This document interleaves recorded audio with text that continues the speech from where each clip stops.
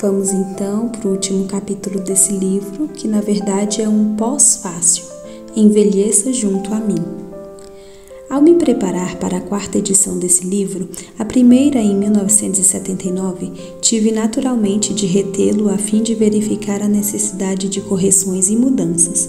Fiquei gratamente surpresa ao verificar que tudo o que escrevi é exatamente o que eu creio hoje. Já não sou mais uma jovem de 30 anos, nem madura mãe de adolescentes, nem estou apenas descobrindo as alegrias de ser avó na casa dos 50. Hoje completo 72 anos, quase 54 ao lado do meu companheiro de vida e ministério, e ainda estamos descobrindo, aprendendo e compartilhando novidade de vida.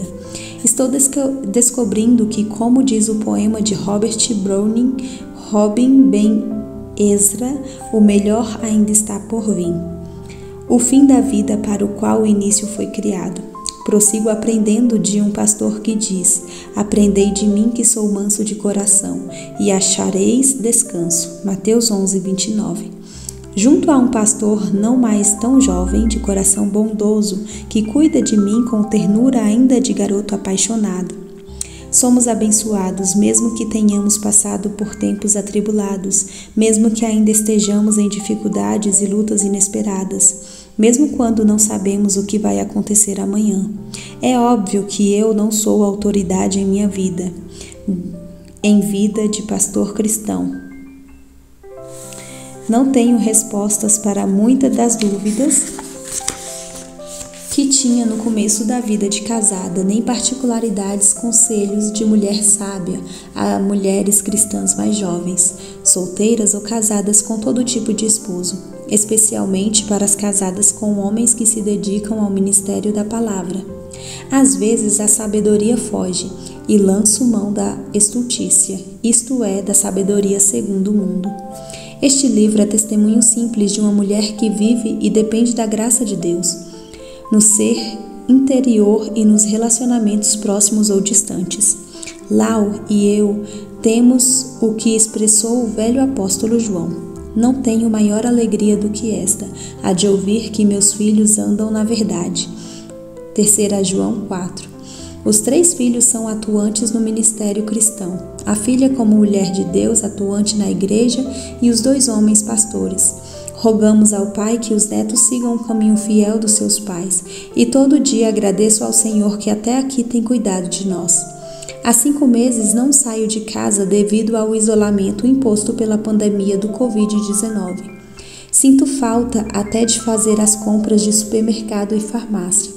Embora algumas pessoas de nossa igreja tenham contraído a gripe chinesa, elas recuperaram a saúde, mas muitas de minhas colegas país afora talvez não possam dizer o mesmo, tendo sofrido grandes perdas em suas famílias, tanto em função da epidemia quanto de outros males. Assim começo falando sobre perdas e ganhos na vida de casais no ministério.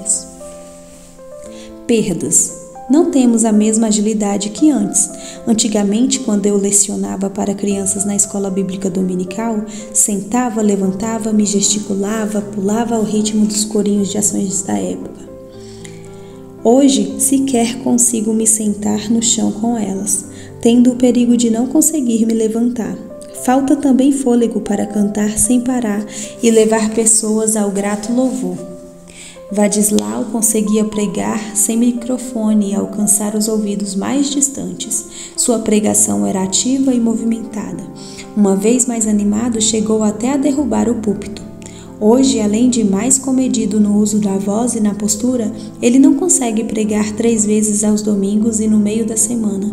Ainda dá seguidas horas de aulas e inúmeras preleções. Graças a Deus, como um dos pastores da Igreja Presbiteriana Paulistana, ele tem as responsabilidades divididas.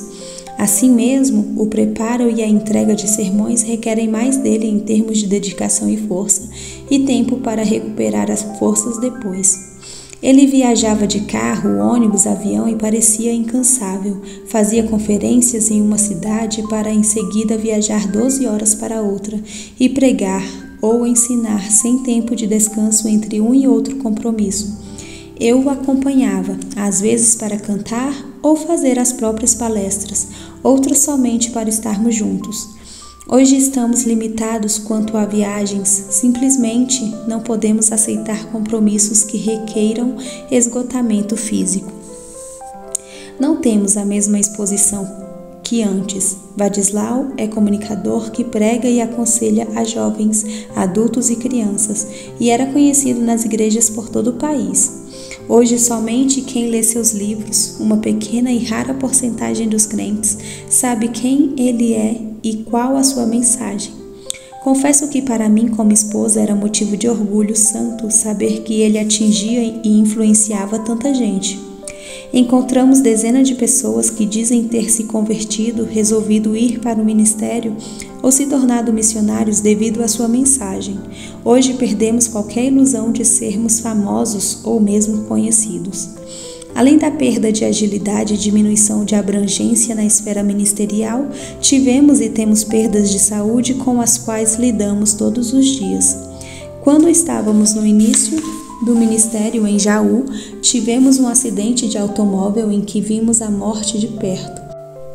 Cheguei a vislumbrar como enfrentaria a vida sem Vadislau, que jazia em meu colo na caminhonete em que fomos levados ao hospital. Ensanguentado e quebrado, o médico que nos socorreu o deu por morto. Algumas vezes ele ou eu também tivemos internações hospitalares devido a sustos e cirurgias.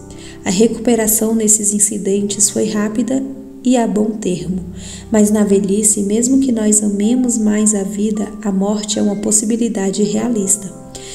Diversas hospitalizações fizeram com que perdêssemos a ilusão de que sempre estaríamos fortes, ativos e saudáveis, sendo senhores dos próprios sonhos. Vimos realizados muitos sonhos da juventude, mas se hoje continuamos sonhando, sabemos que nem tudo o que queremos se realizará na vida sobre a terra. Perda de familiares e amigos é uma realidade cada vez mais presente e forte. Pessoas com quem contávamos se foram como o vento, algumas com infarto ou incidente repentino, outras com doenças longas e sofridas. Ambos, Vadislau e eu, já tivemos de presenciar e ele de oficiar a morte de nossos pais, mães, irmã, cunhada, irmãos na fé, pessoas, esteio, bem como outras que abalavam e sustentaram as bases de nossa existência. As perdas dramáticas, ainda que importantes, não são as que mais nos inquietam, mas sim as perdas de coisas comuns, que achávamos inabaláveis. Perda de memória, Dr. James Fastoni, médico missionário pioneiro que construiu e dirigiu o Hospital Evangélico de Anápolis, exímio pianista e conhecedor da Bíblia, disse-nos em nossos últimos encontros, quando já estava na casa dos 90 anos, descobri que com a idade o meu esquecedor está cada dia mais aprimorado. Perda de audição, olhos que necessitam óculos cada vez mais fortes, perda do controle urinário, perda de controle em quase tudo. Uso de CPAP e bengala para evitar quedas, também perda de beleza e agilidade. Há alguns anos, Vadislau foi diagnosticado com um mal do sistema autoimune que o deixava enfraquecido. Ele que antes conseguia erguer um carro ou reagir a emergências com rapidez a fim de socorrer alguém e que movia terras e céu em favor dos outros, em 2007 tive um acidente vascular cerebral, provavelmente depois de outros AVCs não diagnosticados, e embora tenha tido uma recuperação que deixou poucas sequelas, minha vida foi mudada. É uma realidade também que pastores sofrem perdas econômicas quando suas igrejas decidem que não podem ou não querem manter a quem está sempre doente. Despedem ou jubilam sequer perguntando como será a vida depois de rompido o vínculo com a igreja local. Muitos pastores não têm aposentadoria suficiente para suprir as suas necessidades básicas, mesmo aqueles que tiveram outra fonte de renda além da igreja, como professor ou funcionário, vêm aumentarem as despesas e a receita dissipar. Algumas esposas têm emprego estável e continuam trabalhando por mais tempo do que eles, dispondo o casal de mais recursos. No entanto, a grande maioria dos pastores sequer conseguem manter o padrão de vida de quando estavam na ativa, especialmente com inesperados gastos com tratamentos e remédios. Se a perda de memória de pequenas coisas causa transtornos na vida de jovem, imagine o quanto ela impacta a vida do pastor e da esposa mais idosos, bem como a das esposas com quem eles convivem. Um pastor bem-sucedido que nos áureos tempos fundou um acampamento para jovens e que tinha o seu sustento garantido foi derrotado pela doença de Alzheimer que surgiu na mesma época em que sua esposa teve câncer e sofreu mastectomia total. Suas pequenas economias tinham sido investidas no ministério e ele não tinha mais cabeça para cuidar ou administrar as próprias necessidades, quanto mais as de sua esposa, companheira de mais de 40 anos de caminhada. Outras deficiências e demências também assolam pessoas que antes serviam ao Senhor com mente e coração íntegros. Qualquer debilidade física ou mental é devastadora, especialmente quando não há melhoras e a carência somente aumenta com o tempo. Além disso, nem sempre o pastor ou sua esposa fez boas escolhas para o futuro, o que faz a família sofrer.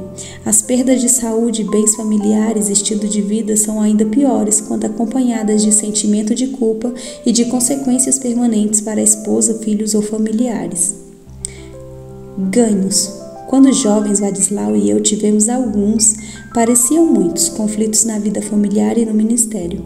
Aprendemos a perdoar e restaurar e a prosseguir. Hoje as dores físicas são constantes, a fraqueza é visível, a beleza física se esvai, mas um grande ganho na velhice do casal pastoral e razão para constante gratidão é ver o cumprimento da promessa do Senhor ao longo dos anos. Ele, o Deus Trino, não muda e prometeu estar sempre conosco, mesmo quando nós não cumprimos o que nos era requerido. 2 Timóteo 2,13. Se somos infiéis, ele permanece fiel, pois de maneira nenhuma pode negar a si mesmo. No entanto, uma atitude comum da mulher de pastor é a prestação de ter ou manter o controle de pessoas, coisas ou circunstâncias. Ela não é e nunca foi pastora, todavia tende a desejar o domínio das rédeas de muitas situações na igreja. Vi até uma viúva de pastor por 10 anos mandar na igreja que ele pastoreou. Quando, porém, envelhecemos juntos na graça do Senhor, o Espírito nos amansa. Aprendemos a crer na soberania do Senhor dos Exércitos. Entendemos que o controle não nos pertence, nunca foi nosso e não será o nosso futuro. E não será no futuro. Desenvolvemos mansidão e paciência. Isso não acontece em um passo de mágica, mas através de uma longa caminhada juntos, seguindo o Senhor Jesus. Às vezes ainda somos mulas birrentas, mas um ajuda o outro a deixar as rédeas nas mãos do único e verdadeiro guia e amante de nossa alma. Se Deus abradou o gênio iracundo de Moisés, que chegou a matar um egípcio ao presenciar uma injustiça praticada contra o seu povo, e findou-o descrevendo como era o varão Moisés muito manso, mais do que todos os homens que havia sobre a terra. Números 12, 3. Certamente ele dará ao velho casal, a seu serviço, o fruto do espírito de humildade, domínio próprio e mansidão. Quem conhece Vadislau, especialmente em seu livro Um Marido Olhando a Sua Esposa, percebe o quanto o velho é gentil e bondoso. Comigo, com os filhos, netos e filhos na fé, e até mesmo com inimigos. Mas não foi sempre assim. Quando jovem foi briguento até mesmo no acampamento onde se converteu. Também durante sua vida ministerial teve algumas brigas doutrinárias e sobre procedimentos de outros. Hoje, ele mantém a mesma fé inabalável na palavra de Deus e no Deus da palavra, mas segue Romanos 12, 18. Quanto depender de vós, tende paz com todos os homens. Outro ganho na vida ministerial do casal maduro, há mais tempo, é que aprendemos a dizer não àquelas coisas, mesmo boas, mas que roubam nosso tempo, corandel e junto às pessoas que mais amamos. Não precisamos participar de toda a conferência, ser convidado a todos os eventos importantes e nem estar sempre em evidência. Não precisamos nos afirmar como se estivéssemos sempre certos. Temos de andar corretamente, mas não temos necessidade de ser reconhecidos como os melhores ou como autoridade sobre tudo. Precisamos sim estar sempre conscientes de que o melhor está por vir e que ainda não chegamos no alvo, sendo o melhor a presença física de Jesus, que já está espiritualmente presente conosco. Não tememos a morte, ainda que tenhamos receios quanto ao nosso sofrimento e à dor dos nossos amados. Aprendemos como o velho Paulo que diz: aprendi a viver contente em toda e qualquer situação, tanto sei estar humilhado como também ser honrado. De tudo e em todas as circunstâncias, já tenho experiência tanto de fartura como de fome, assim de abundância como de escassez. Tudo posso naquele que me fortalece. Filipenses 4, 11 ao 13. Isso não é teoria, é a vida cristã como ela é de verdade. Há muitos aspectos práticos para os quais não temos espaço para abordar em um curto capítulo. Por exemplo, como lidar com filhos adultos sem interferir na vida deles. O que fazer quando um descendente é rebelde ou descrente? Como lidar com a sexualidade presente em meio às mudanças físicas e emocionais da idade? E tantos assuntos quanto surge a cada dia. Mas lembremos que o preparo para a velhice começa com a mocidade. Vadislau e eu ainda somos os mesmos que éramos quando nos conhecemos em 1964. Vemos realizados alguns sonhos que tínhamos naquela época, envelhecer juntos, morar no campo e ainda muito está por vir. Simultaneamente somos diferentes. Fomos mudados pelas vicissitudes da vida e transformados pelo Senhor de nossa vida. Vemo-nos transformar a cada dia. Isso é nítido em nossa vida após 70, mais do que quando éramos jovens, porque hoje temos e gastamos tempo para pensar no que está acontecendo. O pensamento pode ser mais lerdo, mas é mais profundo. Demoramos mais para nos levantar, meditar ou escrever, mas quero crer que continuamos investindo no futuro nosso e das nossas gerações à frente. E assim terminamos esse livro. Espero que você tenha gostado. Não se esqueça de curtir. Se você ainda não se inscreveu no canal, se inscreva. E também temos outros livros para você ouvir. Abraço e até mais!